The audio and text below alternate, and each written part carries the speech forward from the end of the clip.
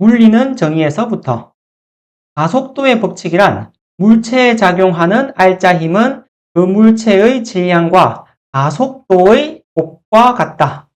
수식으로 나타내면 F는 ma가 되겠지. 여기서 F는 알짜 힘, m은 질량, a는 가속도에 해당이 돼. 여기서 F가 그냥 힘이 아니라 그 물체에 작용하는 모든 힘의 합력, 즉 알짜 힘을 의미한다는 점을 눈여겨봐야 되겠지. 사실 뉴턴 이 법칙은 본질적으로 벡터 방정식으로 나타내는 게 맞아. 3차원 세계에서 이 벡터 방정식으로 나타내는 게 맞지만 우리가 중고등학교에서 다루는 과정들은 모두 1차원 운동을 다루기 때문에 굳이 벡터 표시를 해주지 않아도 된다. 그래서 우리는 그냥 F는 ma라고 배우고 있는 거야. 그렇지만 여기서 F와 a는 방향을 고려해줘야 하는 벡터량이라는 것을 속으로 기억하고 있어야 되겠지. 그리고 우리는 힘의 단위로는 뉴턴을 사용한다는 거. 뉴턴 이 법칙을 문제 상황에 적용시키면서 한번 보도록 할게. 지금 문제 상황은 이 그림을 보면 돼. 2kg짜리 물체가 수평면 위에 있고 이 물체를 10N으로 당기고 있다. 단 공기 저항과 마찰력은 무시한다. 항상 붙는 조항이지. 그리고 오른쪽을 플러스로 한다. 이때 가속도는 어떻게 구할 것인가? F는 ma, 뉴턴 이 법칙을 그대로 적용시키면 되겠지. m은 2kg, F는 10N이기 때문에 F는 ma에 대입을 하면 10은 2 곱하기 a, 가속도이다. 그러면 가속도는 5m/s 제곱이다. 쉽게 구할 수 있겠지. 여기서 중요한 점은 속도가 5가 아니라 가속도가 5라는 점을 유의해야 되겠지. 만약에 초기 속도가 멈춰 있었을 수도 있겠지만 처음부터 움직이고 있는 상황일 수도 있겠지. 처음 속도가 10m/s였다. 그러면 1초 뒤에는 15, 2초 뒤에는 20 이렇게 속도가 증가하는 운동을 할 것이라는 것을 알 수 있겠지. 뉴턴 이 법칙 문제에서는 이런 유형의 문제들을 자주 볼 수가 있어. 물체 두 개가 있고 사이를 무게를 무시할 수 있는 실을 연결해뒀어. 그리고 앞에서 이 물체들을 끌고 있지. 그렇게 했을 때 이 실에 걸리는 힘, 이 힘을 장력이라고 하거든. 장력의 크기를 구하라. 이런 문제를 자주 볼 수가 있어. 두 물체 사이의 장력을 구하는 순서를 알려줄게. 먼저 가속도를 구하고 나면 각 물체의 알짜 힘을 구할 수가 있어. A에 작용하는 알짜 힘이 얼마인지, B에 작용하는 알짜 힘이 얼마인지. 그리고 알짜 힘은 물체에 작용하는 모든 힘의 합력이다 라는 사실을 가지고 방정식을 세울 수 있겠지. 이 방정식에서 장력을 구할 수 있다. 방금 전에 그림으로 보여줬던 것을 한번 풀어보도록 할게. 자, 먼저 해야 할 일은 가속도 구하기. 먼저 A와 B 이 두 물체를 한 물체로 생각을 해줄게. 한 물체로 생각했을 때 5kg짜리 물체 하나가 되겠지. 5kg짜리 물체 하나를 10N으로 이끌고 있다. 그렇다면 가속도는 쉽게 구할 수 있겠지. F는 ma에 적용시키면 F는 10, m은 5이니까 가속도는 2가 될 것이다. 그래서 A의 가속도도 2, B의 가속도도 2가 될 것이다. 가속도를 구하고 나면 두 번째 해야 할 일은 각 물체의 알짜 힘을 구할 거야. 먼저 A를 한번 보도록 할게. 물체 A만 보면 질량 3kg짜리가 결국 가속도가 2가 되었어. 그 말은 물체 A에 작용한 알짜 힘은 6N이라는 것을 알 수 있지. A에 작용하는 모든 힘의 합력이 알짜 힘이었었거든. 그럼 그걸 가지고 방정식을 한번 세워볼 건데, 방정식을 세울 게 없는 게 A에 작용하는 힘 세 가지가 있는데 중력이 있고 수직 항력이 있어. 자, 중력과 수직 항력은 앞에서도 이야기했지만 방향이 반대이고 크기가 같기 때문에 여기서는 서로 힘이 상쇄가 돼버려. 둘은 고려하지 않아도 된다는 거지. 그렇다면 결국 남은 힘은 T, 이 A를 이끄는 장력밖에 없지. 장력밖에 없는데 알짜 힘이 6이었다. 그 말은 장력이 6N이라는 것을 알 수 있는 거지. 자, 그러면 물체 B에서 한번 장력을 구해볼게. 자, 마찬가지로 물체 B만 한번 보면 물체 B는 2kg짜리가 가속도 2로 움직였어. 그 말은 2 곱하기 2. B 물체에 작용한 알짜 힘은 4N이었다는 것을 알 수 있지. 자, 그러면 알짜 힘은 그 물체에 작용하는 모든 힘의 합력이다. 아까처럼 중력과 수직항력은 무시하고 나면 두 개가 남아. 오른쪽으로 끄는 10N이 있고 왼쪽으로 못 가게 당기는 장력이 있다.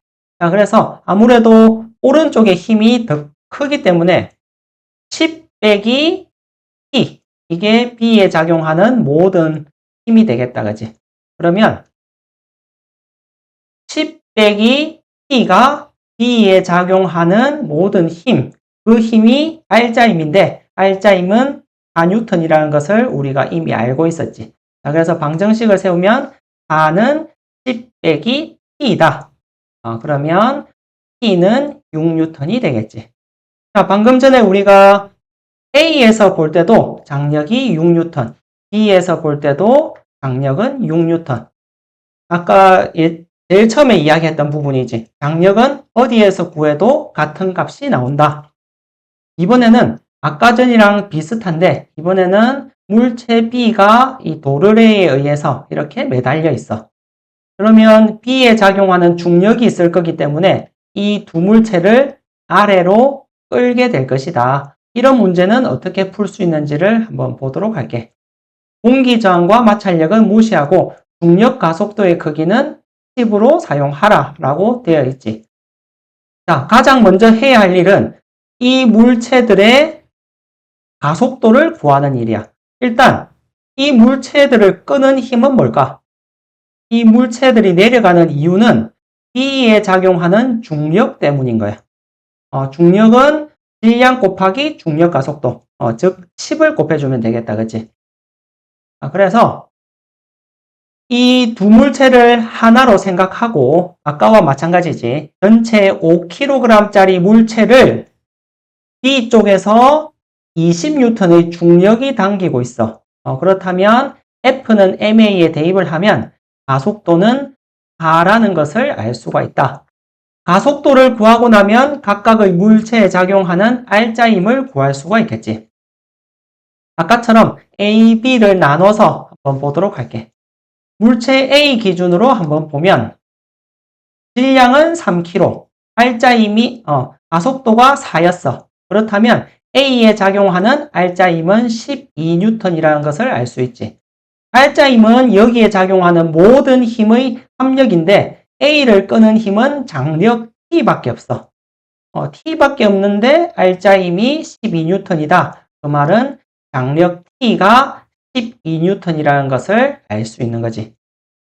이번에는 B에서 한번 보도록 할게.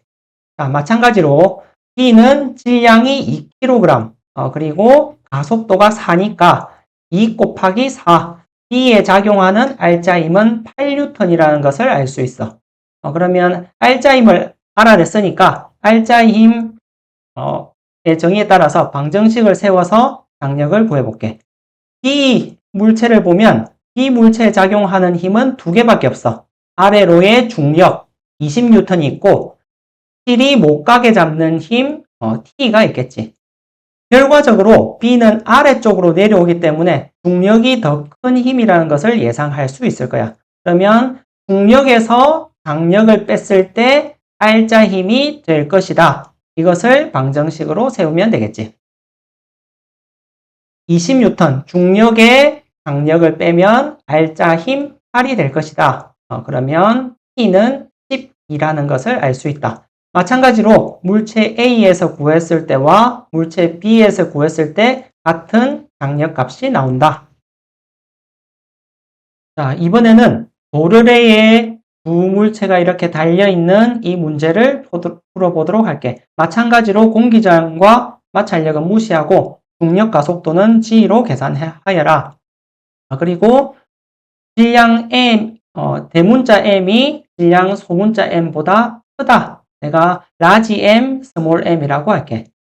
그래서 여기는 라지 M, 여기는 스몰 M이기 때문에 이 물체들은 왼쪽 아래로 내려갈 것이라는 것을 예상할 수 있겠지. 앞서와의 차이점은 여기는 전부 다 문자로 되어 있다는 거야. 문자로 되어 있지만 풀이 과정은 동일해. 그래서 조금 어렵게 느낄 수는 있겠지만 앞에서 했던 방식대로 그대로 따라가면 된다는 거. 그렇다면 가장 먼저 해야 할 일은 가속도 구하기. 가속도는 이 두 물체를 하나로 생각하는 거야. 하나로 생각했을 때 이쪽에서 당기는 힘이 있고 이쪽에서 당기는 힘이 있겠다. 그지? A에 작용하는 중력은 라지 mg, B에 작용하는 중력은 스몰 mg. 따라서 물체 전체에 대한 R자 힘의 크기는 라지 mg 빼기 스몰 mg.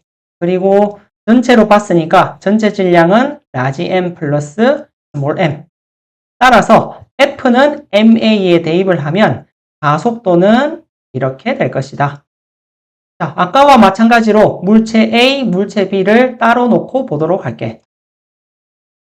물체 A는 질량이 라지 m, 가속도는 이렇게 된다. 따라서 A에 작용하는 R자 힘의 크기 FA라고 할게. FA는 이렇게 될 것이다. R자 힘을 구했으면 R자 힘은 모든 물체에 작용하는 모든 힘의 합력이라는 것을 이용해서 방정식을 세울 수 있겠지. 자, A를 보면 A에는 아래로 작용하는 중력이 있고 mg가 있고 위로 당기는 장력 T가 있어. 그리고 둘을 더했을 때 합력은 위에서 구한 R자 힘이 될 것이다. 자, 그래서 이 물체는 일단 아래로 내려가기 때문에 아래쪽이 힘이 더 세기 때문에 mg 빼기 T가 될 거야. mg 빼기 T는 위에서 우리가 구했던 R자 힘이 될 것이다. T에 대해서 정리를 하면 이렇게 나오겠지. 자, 마찬가지로 B를 한번 보면 B는 질량이 스몰 m, 가속도는 아까와 마찬가지로 이 값이 될 것이다. 따라서 B에 작용하는 R자 힘의 크기는 FB는 이렇게 될 것이다. 자, R자 힘의 정의에 따라서 방정식을 한번 세워보면 자, B에도 마찬가지로 작용하는 힘이 두 가지가 있어. 밑으로 작용하는 mg, 중력이 있고 위로 작용하는 장력 T가 있다. 자, 근데 결과적으로 보면 장력이 더 셀 거야. 왜냐하면 이쪽이 질량이 더 무겁기 때문에. 그래서 장력 T에서 물체 B에 작용하는 중력 mg를 빼주면 그 값은 B에 작용하는 R자 힘의 크기가 될 것이다. 자, 이것을 T에 따라서 T는으로 정리를 해주면 m 플러스 n분의 2mmg가 될 것이다. 자, 이렇게 구한 장력은 앞서 구한 장력과 동일하다는 것을 확인할 수 있겠지. 자, 오늘은 뉴턴 2법칙에 대해서 배웠었고 다음 시간에는 뉴턴 운동 제3법칙 작용 반작용 법칙에 대해서 한번 보도록 할게.